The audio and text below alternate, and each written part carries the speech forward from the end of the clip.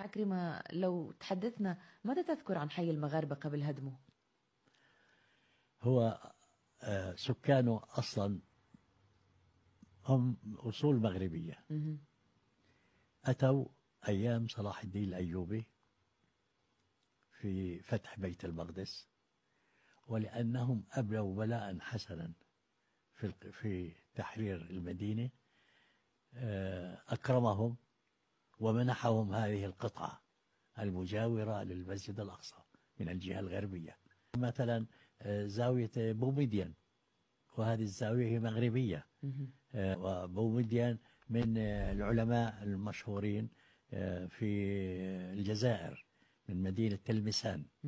وطبعا لما نقول مغاربة تشمل شمال إفريقيا، يعني ليس المملكة المغربية، تشمل الجزائر، تونس، ليبيا، هذا كله مغاربة نسميهم.